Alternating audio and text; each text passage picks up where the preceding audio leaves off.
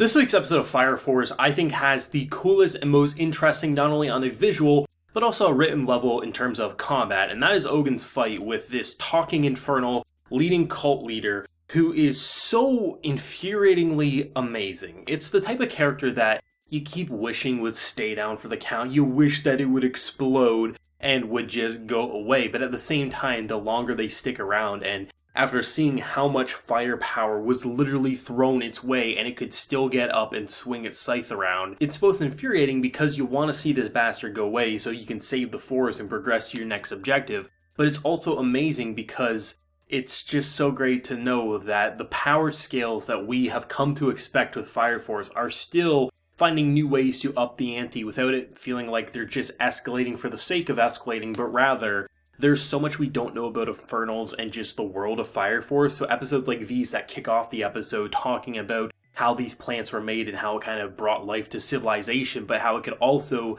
bring about catastrophe and just total destruction. It's giving that nice balance of lore and world building while also just giving us visual eye candy as far as the eye can see. Ogun's a character I actually wasn't overly interested in when we initially got introduced to him. I thought he was just going to be kind of like a random character who would have maybe a couple of cool attacks, but I would never look at his combat animation and just his overall persona as someone that I'm really rooting for.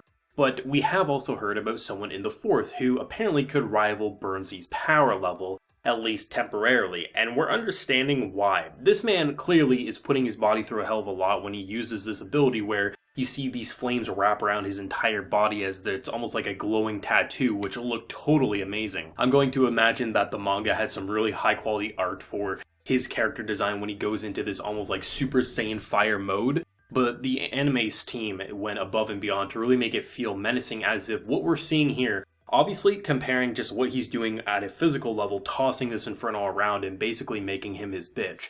We know he's powerful, but the way they detailed it was different than any fire animation we've seen up until this point. And as I always say, the fire animation in this show is blended realistic / meets fantasy blend that just creates something that's such a visual treat and you just can't pull your eyes away. You can have the worst episode of Fire Force ever, and if they continue to show the fire in this level of depth, we're probably still going to have at least a basic good time, if not a pretty solid one at the end of the day. This episode was basically just tossing this cult leader around as Shinra tries to make contact with this mysterious woman who's apparently the protector of the forest. Last week I mentioned how I wasn't really sure what I felt about her. She kind of felt like someone who might be doing good, but she has this mysterious and almost menacing voice. After this week, I'm still kind of unsure about what to think about her, but at the same time, there definitely seems to be some good intentions in her heart, especially considering that she's been protecting the forest this entire time, and she's about to bless Shinra with 1 second of this burst. 1 second is one of those kind of like tropes that I just really enjoy, where the hero has like just such a small amount of time. It's minuscule. They shouldn't be able to do anything,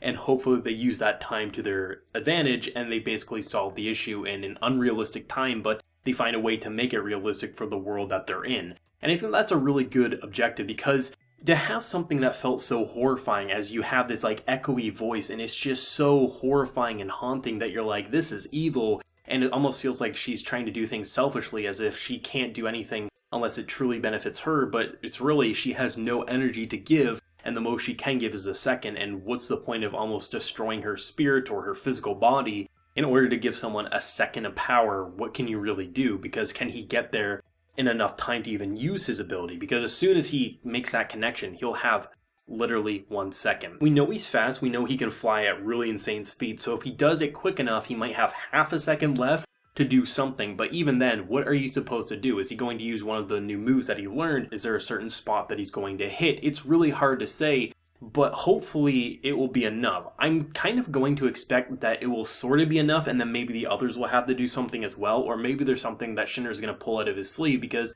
he definitely has a very confident look on his face towards the end of the episode, but at the same time, it's not like he's the most intelligent character in this entire series. He definitely believes in himself, but at the same time, he doesn't always look at the facts, so maybe he won't be able to do it, but maybe he will be able to do it. It's really hard to say, but I mean, if anything, the past couple of episodes have shown us that there's always more than meets the eye, and you can't judge a book by its cover. Just look at Arthur. This man has pi memorized without even knowing what pi is.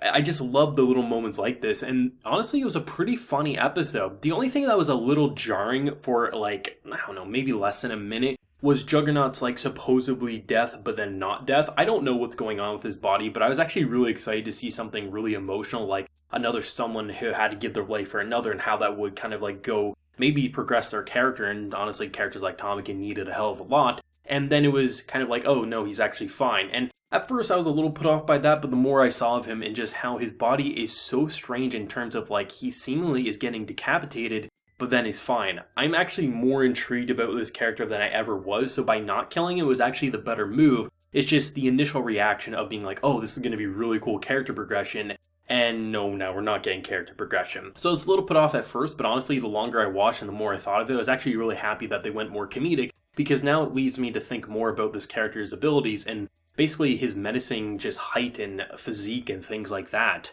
And honestly, speaking of that, one of my favorite shots, if not my favorite shot in this episode, is this one right here. You're seeing so many flames and just destruction, just the ground's blowing up, the trees are falling over. It feels very hot and menacing. And to see someone who's as tall and buff as him just almost feel like he's about to get blown away by the power, it really does show you just how bad this Infernal is. And honestly, I love that. I love that this show isn't afraid to take some risks in terms of saying, hey, what we've come to expect with these characters in terms of their physical abilities, we're not afraid to say there's a talking infernal cultist that's going to push their shit in, and they're doing a very, very solid job with that. I think the voice actors went in a hell of a lot. I would honestly go as far as to say Ogun probably had the best performance, because he had this performance where you could tell what was going on in his body was physically draining, if not life-threatening, draining his health or something like that. If he pushes himself too hard, he's going to overheat and he could possibly die, if not very much wound himself. Maybe he won't be able to use the ability again.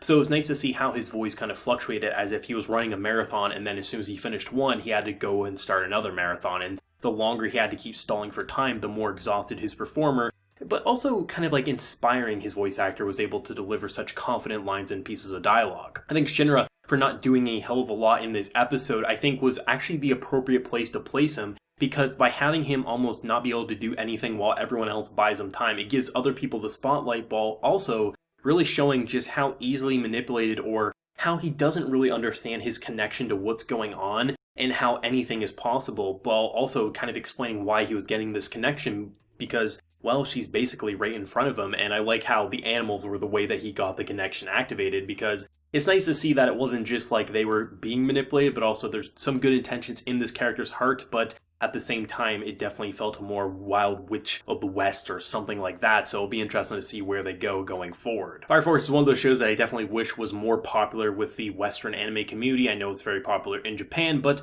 it just feels like it's just such a great example of how to do action-oriented battle shonens right, because this author knows how to put its emphasis into the world and the idea of just this great catastrophe and how it could be used for good or evil depending with this power source. There's just so much mystery at hand, and when you have characters literally like our boy getting so nervous, someone who, yes, he's kind of playing both sides, he's working with Joker and things like that, but when you see him get nervous, you know things are getting serious, and you don't get to say that too often with a cast as large as this. Typically a series like this would really miss its opportunity establishing its side cast, its supporting cast, but they're doing a great job, and I'm really excited for the future of Fire Force. Another amazing episode. The fires are getting more intense. It almost makes you sweat while just watching the show, even if you're in a nice, cool room. I'm loving the show. I'm loving where it's going, and I can't wait to see what's going to happen next week. But of course, as always, let me know your thoughts and feelings down below. Did you love it? Did you hate? Your favorite moment? Whatever you're feeling, do let me know. If you enjoyed the video, be sure to leave a like to show your support, and remember to hit that subscribe button if you happen new around here. So until next time, everyone, please take care and have a good one.